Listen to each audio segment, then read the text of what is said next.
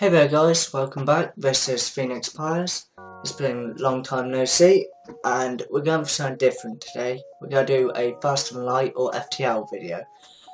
Faster Than Light was released in 2012 by Subset Games, as you can probably see on the screen. And it's a roguelike spacefaring game, and I personally find it incredibly addictive. Quite a few notable YouTubers such as VlogsCast have covered FTL, and I was intending to do it quite a while ago, but I didn't get around to it. It's really simple to play, it's really good. I'd suggest you visit FTL's site. I'll put a link in the description for it, so you can have a look at that. I may also put a Wikipedia entry in, but I doubt there's any need to.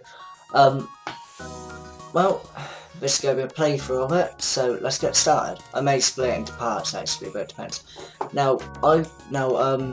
So with FTL you get quite a few ships that you can unlock. There's nine in total. I've actually unlocked 3 or 4 before, but yeah, that was on a different system, so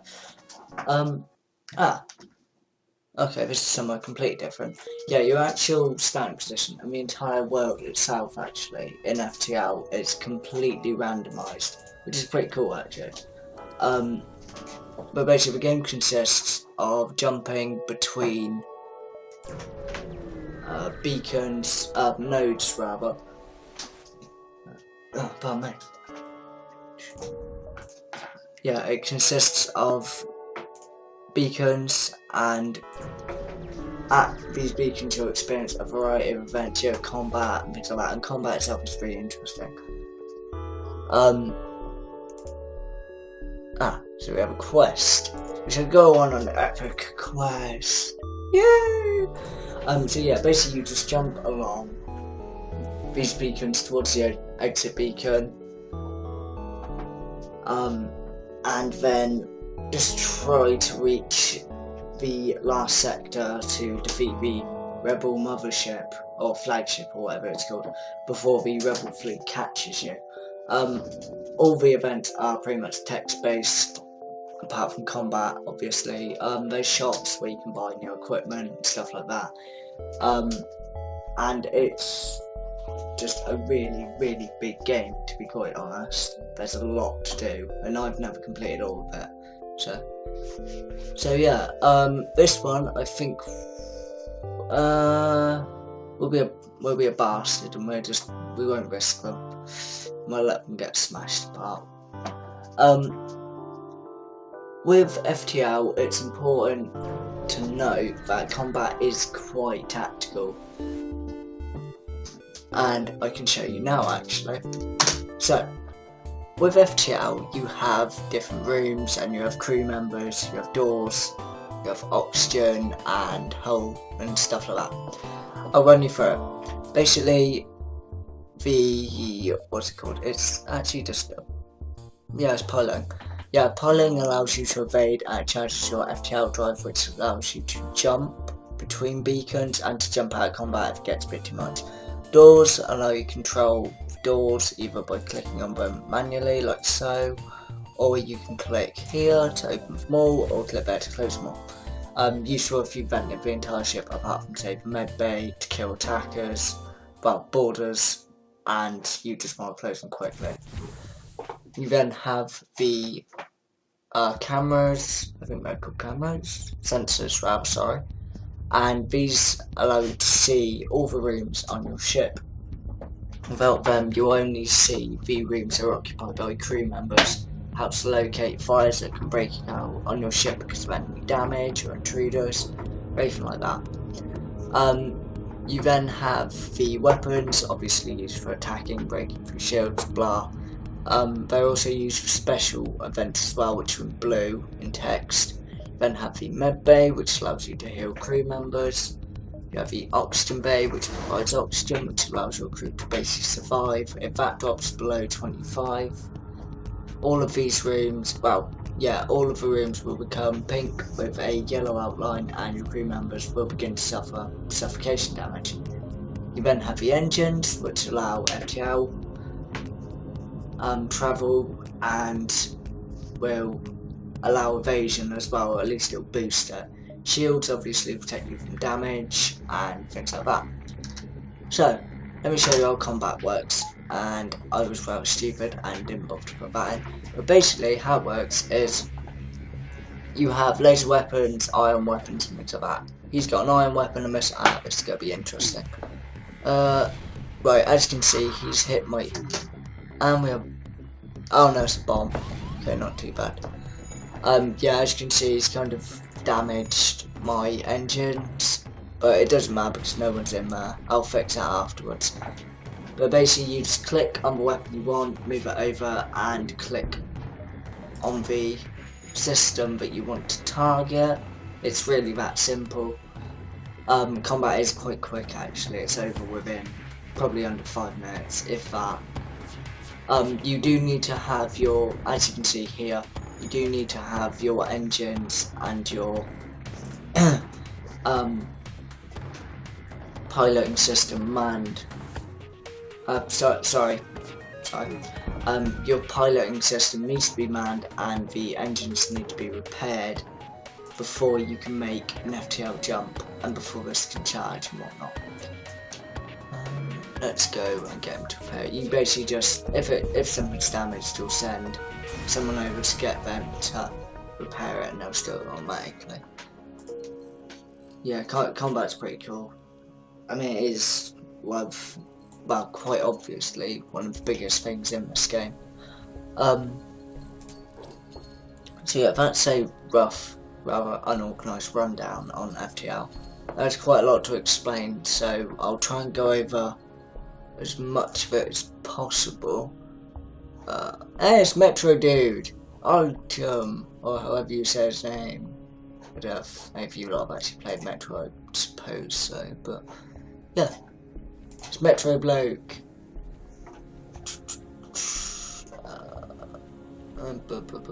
Yeah. So yeah, I'll try to give you a brief rundown on stuff as we sort of come across it. In fact, this is important. All your crew members have 6 skills. So you've got... Okay. Let's go there. So you have piloting, weapons, shields. All good. Cheers, man. Recharge. These are augmentations. They basically give you interesting stuff that you can use to improve your crew or your ship or something like that. What have we got? There isn't actually anything I want at the moment, although no, we'll leave it. So yeah, they have skills anyway. You have piloting, engines, shields, weapons, repair, and combat. And basically these will do certain things. Piloting will increase your evasion chance.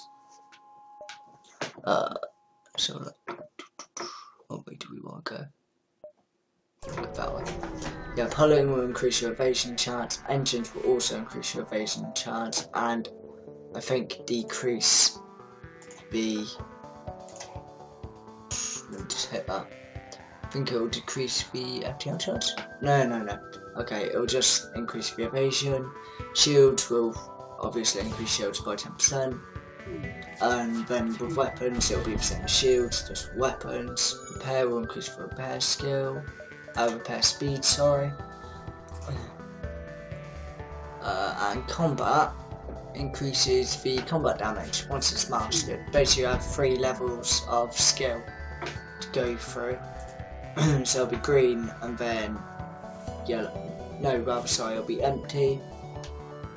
Oh yeah, you're not getting away. Let's blow that up.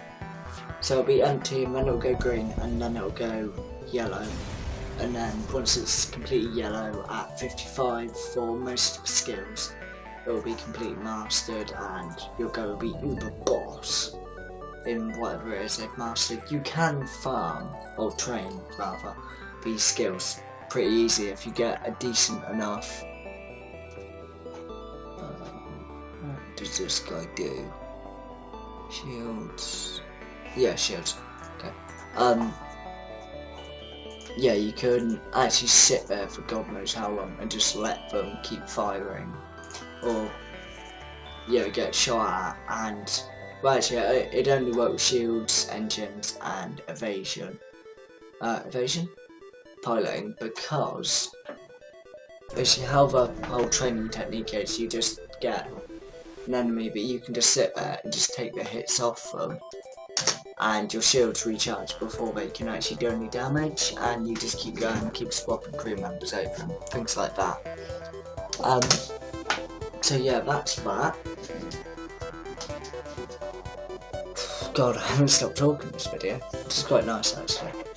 I've been quite nervous to actually get back into it. Oh! I kind of want to make a decent impression again, seeing as I haven't been doing this for a while, so. But it's nice to have a bit of change, I suppose. A bit of change to scenery. Always nice. But never fear, I'll be back to doing Minecraft videos soon enough anyway. I'll be back to doing it in January actually, like I said, on the YouTube channel. So in that way I can have a decent enough system to actually run fraps and other stuff together. Because at the moment it's alright, but it's a bit laggy, and lag is just something I can't deal with, so we'll just wait until January. It gives me a chance to do things like FTL and Slender, SPC containment breach, stuff like that. And you notice I am really just rattling through it, but it's mainly because I've played this so much, so yeah, that's fine, I hope.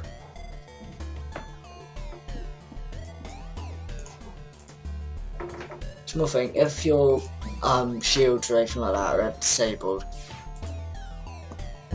for the duration of the battle, it's generally best, let's send you down there, generally best to move your crew member out of that room, because at the end of the day they're not going to be any use there, and just send them elsewhere.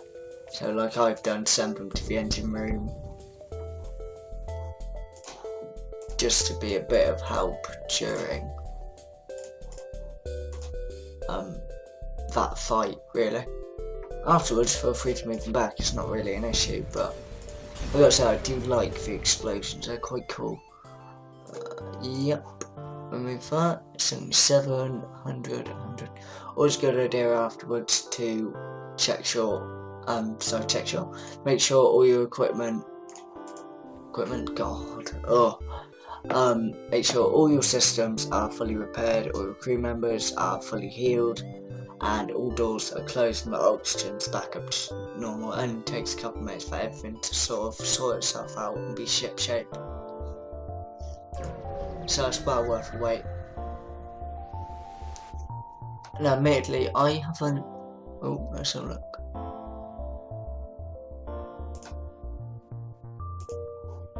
Yeah, what the hell not. Yeah, I haven't really sat here and gone through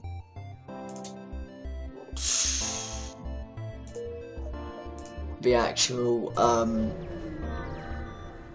well, I haven't gone through as many beacons as I would have usually, mainly because there just haven't been ones that I'd usually have that were generated, because this is probably one of the first couple of times I've ever actually appeared. What do we all do? Yeah, this is one of the first couple of times that I've ever started the game somewhere completely different. So now we're doing Nebula. So, most 20 minutes count accurately, send a long range missile back to the settlement with your findings, but unfortunately there's not much you can do with the to attempt directly. We'll bombard it. Oh. Well, that sucks. Let's go kick his ass.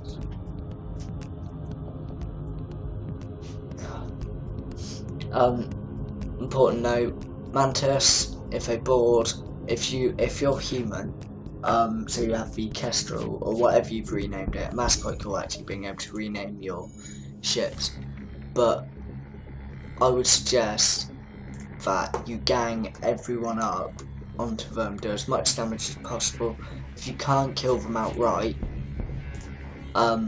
pull the injured ones back. Well, pull them all back to the med bay and then vent all the rooms. Or failing that, what you can do and what can be more effective, it depends how quickly you actually manage to vent it, because once the room's deoxygenated, they'll move out of the room whether they're trying to attack it or not, because obviously they don't really want to be suffocated and die. So they'll move out of there, and if you can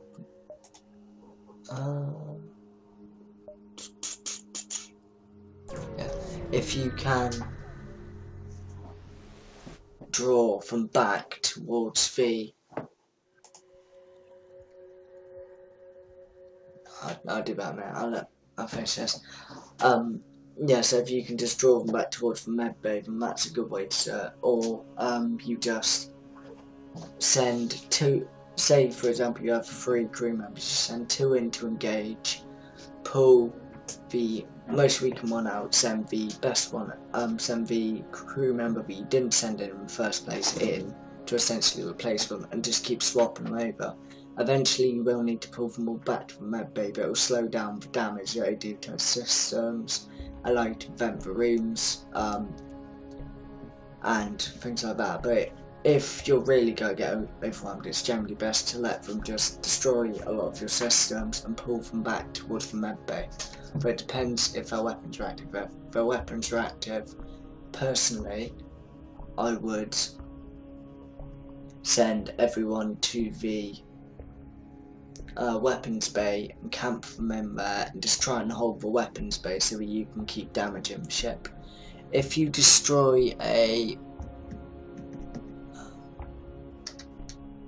buy one. See, I have Mantis. They're actually really good for combat, like I said.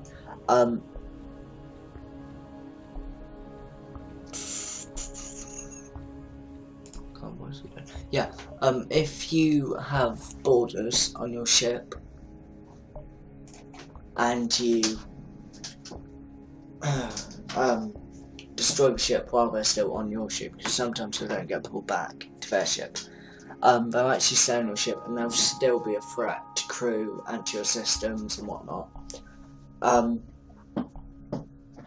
until you actually kill them. So you can, and as far as I remember, they don't actually move afterwards. So you could just get your crew out of a room and just essentially gas is a stupid word, but vacuum them, I suppose, until they die. I mean, it's your choice, but yeah. The door upgrade helps actually in keeping them penned in while they sort of get deoxygenated. So anyway guys, I'm going to do this sector by sector, so I'm going to end the video here, and I will see you all soon. It is really, really good to be back actually. Sorry if I've been a bit hesitant, but a little bit tired, a little bit ill, and I've got a lot on my mind, so it's a bit difficult to kind of keep up and sort of keep my mind working, I suppose. Well, anyway, thank you all for watching. To those who have subscribed to me from the start, thank you ever so much. I'll be producing a 1000 video hits video sometime soon. Actually, it'll probably be Minecraft themed or something, but yeah, I'll do that soon. There'll be another FTL video probably recorded tomorrow as I'm not busy. I'll upload this one, but you guys will see it tomorrow, but yeah, I'll upload it tomorrow as well. So that's about it. Stay tuned. Always remember to check the feed. I post random updates and things on there, and just random talks and stuff on there. So I'm also on Twitter, so if you search me up at Phoenix Pyres, and you can follow me on there for updates as well if you prefer. That is about it from me, guys. I will see you all soon, and hope to have quite a few nice talks with you in the comments and whatnot. So have a good day, and this is Phoenix Pyres signing out. Just remember to rate, comment and subscribe. See you all later, guys.